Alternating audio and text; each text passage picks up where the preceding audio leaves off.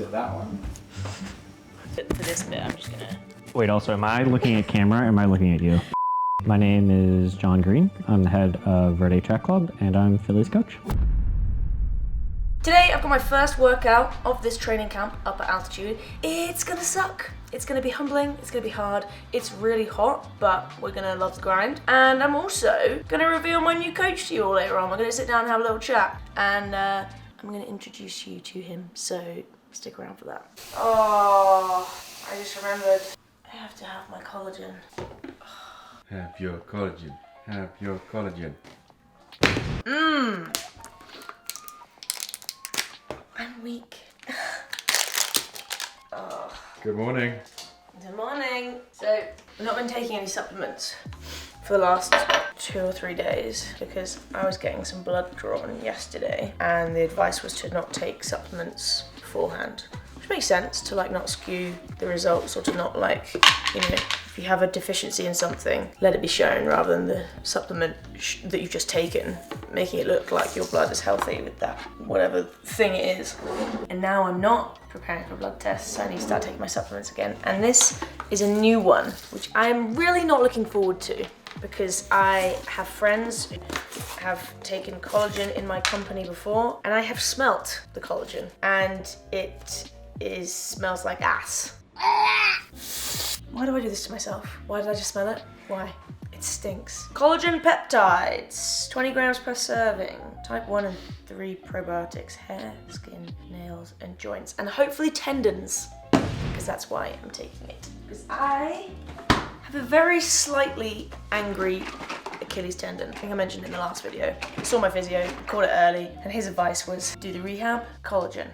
First thing, before running, 2 hours before running, because apparently that's when it's good to take it. So having it before my breakfast is a nice little starter. Whoa, that's a massive scoop. Mix 1 to 2 scoops in 8 ounces of liquid. Is that 8 ounces? But I'm gonna be kind to myself at the start. And I'm mixing it with orange juice to mask some of the flavor, and apparently it helps it be absorbed better than with water. And I'm gonna go for 1 scoop, because it's day 1, okay? We don't need to be silly with this. Yeah.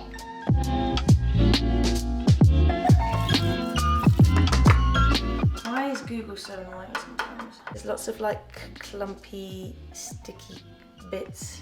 You're just gonna have to hold your nose and down it. Oh, there's bits! Oh! Oh my god. Just down How it. do people drink this every day? Help! I'm trying to get the bits and then I can drink it. Nice. Oh, you should hold your nose because smelling it as you're drinking it is the worst bit. Oh. We late. Just running a little bit late.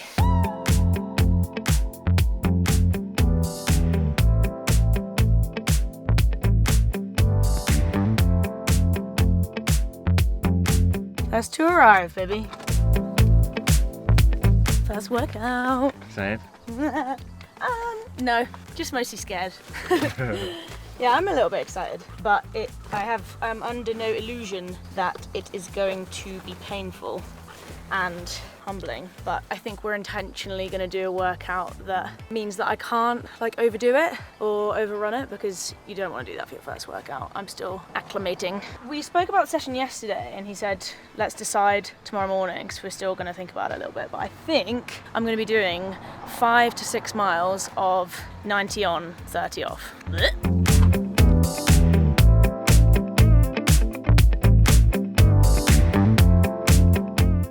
Got no tissue. What's that problem? Oh, come on, Daniel. Do you need me to spell it out? Yeah, do it. It means I can't P-O-O-P. A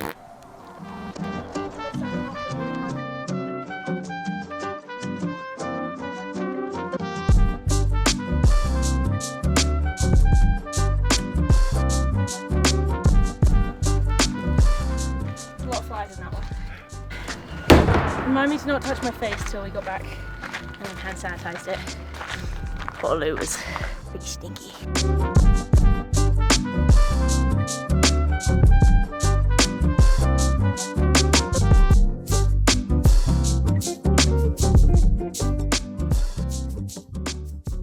I think it's basically my thoughts on it are it's going to be a little bit more beneficial to just like we're gonna do workouts on like Lake Mary and stuff like that, or even here, right, for you to like kind of get used to it and like just re-familiarize yourself with like efforts around with like short rests and stuff like that. So like you go up the hill in Lake Mary, like you don't want to be full.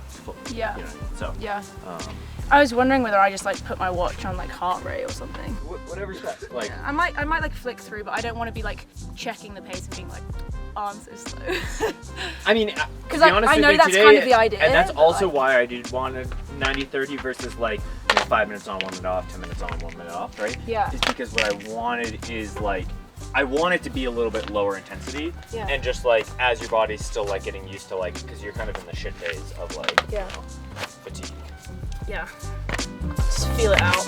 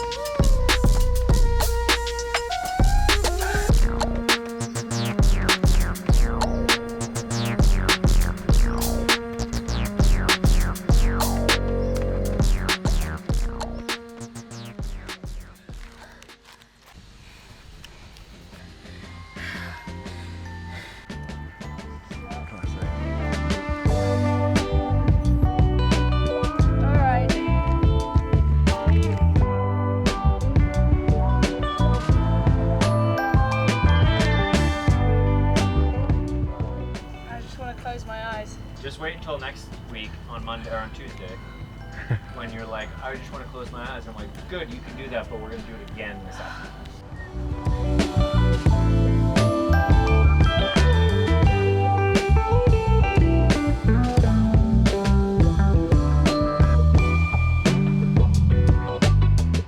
Where have you just been? Had a massage. How was it? Oh, so good. So needed. Feel like I've been stretched out or like rolled out with a rolling pin. I'm an extra inch taller now. You don't look any taller. Well, perception's a funny thing. Anyway, how was your first session? You know what? It could have gone worse. And I feel like that is a positive place to be. Most first sessions at altitude or on a training camp, especially at altitude, it do be a bit humbling because whilst I've been at altitude before and I know what it feels like, it's always a bit of a shock to the system. Like, because towards the end of the camp you'll have adjusted and acclimatized a little bit. I'm also coming off a week of easy running, and it was also hot, so it was hard. But I think I just about got it right. I might have gone off a little bit too quick. Like, not straight away, but on like the second or third rep, because that was my quickest. I think I probably averaged about like 5:30 pace, which within altitude conversion is probably like 5:22 maybe. But that wasn't what it was about today. It was just about getting like a hard effort out, and with the recovery being pretty short, you kind of have to keep it controlled. And I felt pretty good for about 2 laps, so about 2 miles, like almost halfway. And then it was when you came off the bike and John hopped in and he literally jinxed it. He was like, your breathing sounds pretty good. And the minute he said that, I was like, and the rest of that lap and the lap afterwards, I was like, yeah, I'm dying. But Jessa said that she tends to feel pretty good for about 2 miles into that workout, and then it's pretty tough after that. So yeah, I've been initiated. Both Molly and Jessa hate that workout, and I concur. It's horrible. 90 seconds on, 30 seconds off. You know what? We did it. We survived. I feel pretty good now, which is a good sign that I haven't overcooked it. And the first one is done. So roll on. More humbling workouts that will probably be worse than this one.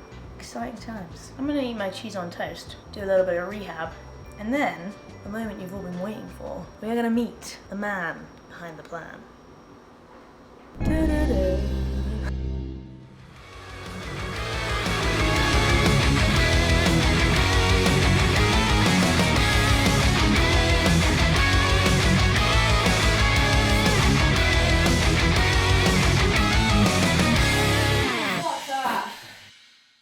you want to introduce yourself? Yeah, my name is Jonathan Green. I am the head coach of Verde Track Club, and I'm your coach. That is true. And do you like your beers? I do like my beers. Do you like your non-alcoholic beers? On occasion, yeah. Okay. We like it. So we have here the best non-alcoholic beer in the UK. We have Okay. a lager option or pale ale. I'm definitely gonna go for the lager option Okay. here. So we got Days beer. That's the right choice because I wanted this one.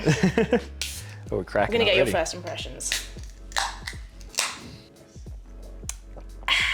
It's very good. Yeah, no, I really like it. I definitely gotta get some of this in the US. Feels like a good time to thank the sponsor of today's video. Now, am I in America for the next 10 weeks altitude training, living out of 2 suitcases? Yes. Did a few of these cans of Days beer make it into those suitcases as part of my precious luggage allowance? Yes, because I cannot bear the thought of not having my favorite non-alcoholic beer with me on this training camp. It's a necessity. Marathon training is starting to ramp up for me now, and typically when I enter a key block like this, that means no alcohol whatsoever. Nada.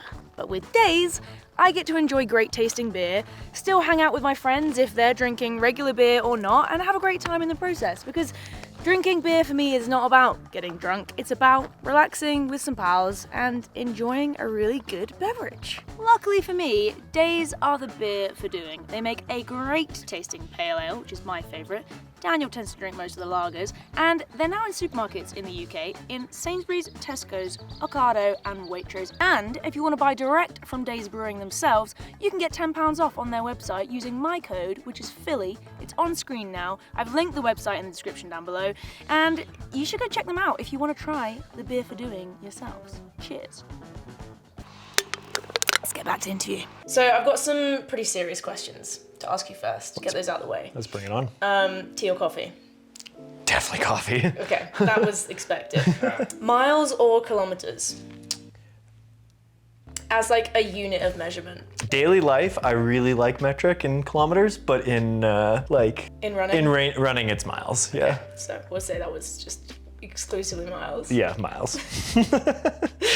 What are your PRs? I think I've run 28, 34, 36 in the 10K. 358 for the 15, but 404 for the mile. Okay.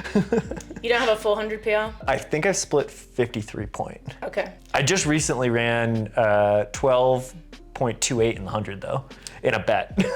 I did hear that this happened. I wasn't there, so I can't vouch that this is actually true, but We have video footage. okay. We can make But just the final like 25 meters. That's suspicious. Okay, current weekly mileage. Averaged out over 4 weeks, I would say it's about 1 mile a day. Or no, not 1 mile a day, sorry, 1 mile like a week. That's big. Yeah. Are you tapering for something right now? No, I've just been cycling a lot. I've been putting the time on. I like biking now. I respect that. Can you predict the 1500 meter podium, men's and women's, at the upcoming Olympics?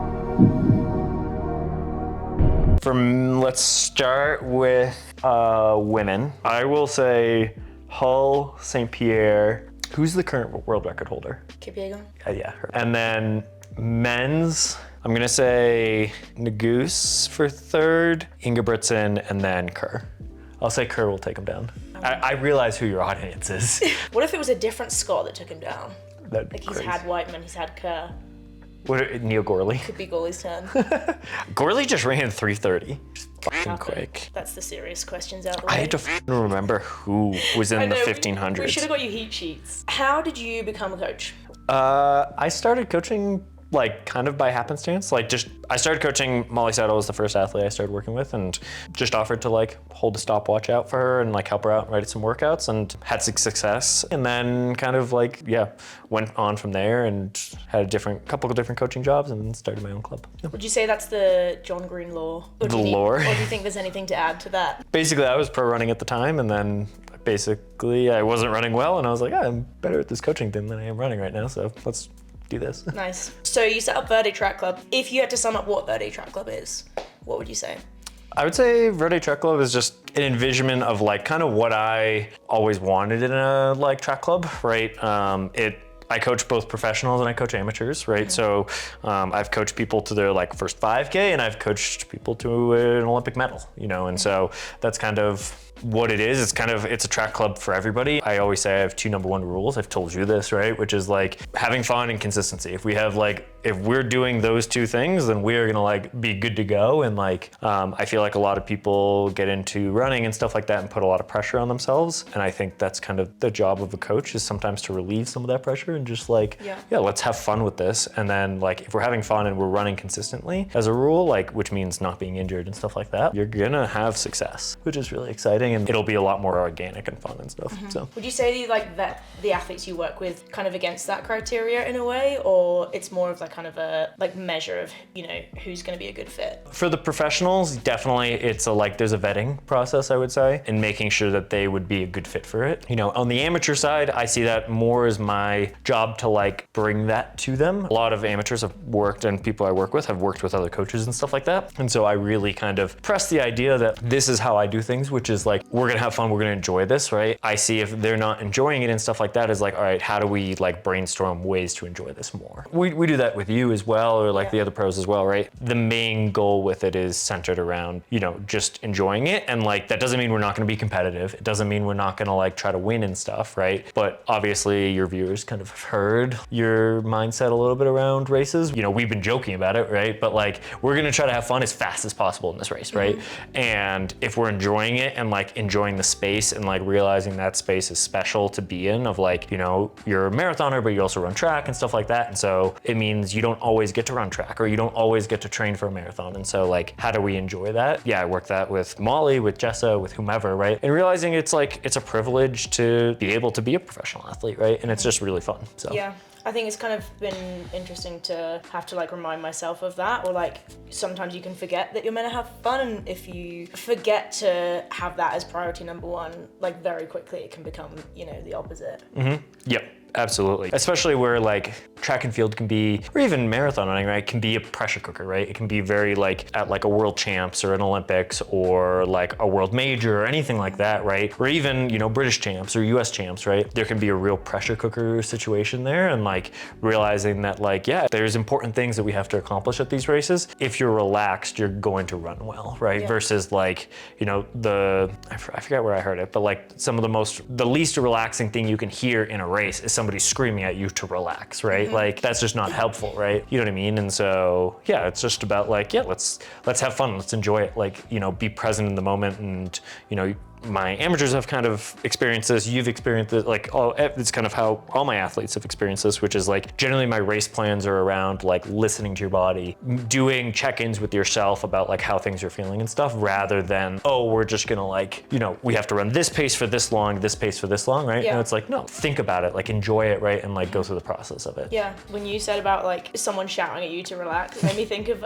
I think it was a BYU video where the coach was like screaming at the athletes during reps, being like, this is fun! You're having fun! And I was like, I'm not sure you're convincing them. Yeah, having a coach, which is like, I've had instances where my coach is yelling at me like, relax, and like, you're running great. And it's like, it was actually a funny moment because I was like, you're not relaxed though. The classic yelling of that is just like, it can add tension where it's like, you know, where it's like, no, like, let's just race, you know? Yeah, totally. Relax and race, you know, have fun. Can you sum up your coaching philosophy in 30 seconds? On the broad scope, it's like I kind of have said previously, which is like, having fun, like 2 number 1 rules, having fun and consistency. On the like more specific stuff, like I think time on feet is important, within reason, right? Everything relates back to consistency, and having fun, of course. And then like just really building that aerobic strength. And then as like a periodization, as we get closer towards like the race, right? We're gonna do some faster speed stuff and stuff like that, depending on the distance, of course. Not bad. Crush that. Okay, this is going to be an interesting one. This is one of the questions that Daniel added in, actually. What do you think my biggest strength and weakness as an athlete is? Or, I guess, like, thing to work on rather than weakness? Do I give an honest answer? Yeah, be brutal. I think your biggest we'll start with weakness. I think your biggest weakness is sometimes rigidity around like race plans. And that's something that I think we've discussed a little bit already, which is like, we'll work through it, right? Which is being more open to race plans and like, how can we be different rather than like, you know, following the same race plan every time. Biggest strength is, I mean, I just think you train really well. I think you're able to train really well, and I'm very excited like for this marathon build, because I think you're gonna do really well with it. Of like, we're increasing mileage, we're doing more volume with workouts as well. Like, and so I think there's a lot of growth to happen, which is super exciting on that front. And like, obviously, like, you know, we talk about all of this, right? It's all relation to like having fun and consistency, right? Like if we're doing mileage, but you're like going out the door and being like, I don't want to do this run, right? Then it's like, okay, we need to like make sure that fun of enjoying easy runs, which there's gonna be days where it sucks and that's fine, right? We want to be excited about it, like kind of on a day-to-day basis. Yeah, I think that's pretty accurate. What if I just ripped into you? Like, biggest strength. Okay, well, we'll come to that later. Top 5 weaknesses. 1, 2, 3, 4, 5. I'm just like, I mean, honestly, like, there's not much to work with. I have my work cut out. Okay, next question. What do you think makes a good coach? I would say a coach that's willing to like listen to athletes. I think that's very important. Of like, every athlete has been, you know, working with themselves for however old they are, right? And so they understand their body really well, and like how it reacts to different type of like workouts and stuff like that. And so I think that's super important to like take into account. Don't get me wrong, like there's been times with athletes, no matter what the level is, where I'm like, hey, listen, this is what I think. And they'll push back and be like, no, this is what I think, right? And we'll like basically parse out what is the right thing to do. And it's usually some form of concessions on both sides of like, okay, yeah, no, like I understand where you're coming from. They understand where I'm coming from, and how do we create like a fix there, right? Yeah. So I would say that's like very, very important. And like, yeah, realizing that athletes put so much stress on themselves already. You don't need to be the one to like necessarily instill like the whatever it is. Rigidity and pressure to conform. Yeah, and like don't get me wrong, like I'm sure there's college coaches that are out there, like they have athletes that are like screwing off and stuff, and it's like, yeah, but that's like a learning time and stuff like that. But like, you know, there's like, you know, for example, yesterday, right? Like I said to you, like, hey, listen, let's make sure we bring nutrition and like fueling for those workouts. Yeah. Even if it's like something small like what we did yesterday, like it's still like very important to, you know, like keep in touch with. But it's never like an aggressive thing. Like I think that's wild when coaches are like screaming at athletes. But I think it works the same way, like if an athlete's not willing to listen, then you same thing. be the best coach in the world, and it's not like Yeah. You're not going to get. There needs to be like a connection of just being willing to be open and honest on both fronts. And if you're able to do that, then there's success, I think. Yeah. So. Totally. Okay, this is another one from Daniel. Bring it up, Daniel. Let's do it. What would you say are the key goals for me over the next 1 to 5 years? 1 to 5 years. To be honest with you, I've said this to you multiple times, is like my goals are your goals, right? And your goals are my goals, in that sense of like whatever you want to accomplish as an athlete. If you're like, hey, listen, like I really want to get into like go after like the 100-mile world record and stuff like that. Okay, like let's go, you know, let's do that, right? If you're like, you know, we did a 15 earlier this year and you're like, you know what? I want to get close to like breaking 4, right? All right, like we can, the big thing is like from a training perspective is just like progression forward. Like that's always what we're going to be doing, is like, that's what I'm doing as a coach, of like trying to find what's the best training for athletes, right? Yeah. Not changing everything all the time, right? But like, yeah, trying to take steps forward. Like that's kind of the main goal. And like whatever, if you're like, yeah, I want to, you know, win a major or stuff like that, right? Like that's something we'll go after, right? Yeah. And that's the exciting part. Yeah, whatever your answer is to that, then, you know. I feel like the process goals almost are like unspoken in a way that like that's very obvious, like you said, like improving and consistency and stuff. Yeah, and of course. I feel like sometimes you don't need to like talk to death the kind of outcome goals, because like in a way they'll take care of themselves. Exactly. And within that, right, you know, we've talked about your like goals for your upcoming marathon. We've talked about it very briefly, but I even said it in the like conversation we had, which is like, we might have a conversation down like middle of the build, end of the build, right before the race, and talk about like, oh, like the goal here is to do this or that, right? And like, but it might change. If a build goes really well, like we should shift expectations a little bit. Or if we keep them as is, that's fine too, right? And realize that if that relieves pressure, right? It's all up to the athlete, I think. And so I think the bad thing you can do sometimes is like move the goal every single time. Yeah. Like, you know what I mean? Based on how the last run has gone. Yeah, yeah. Goalposts. Which after like today's run, yeah, I mean, we should really reconsider. Yeah, it was bad. This is the last question. So this question will actually dictate whether you're still my coach after this video or not. So just so you're aware. Perfect. How do I end my YouTube videos? Love the grind.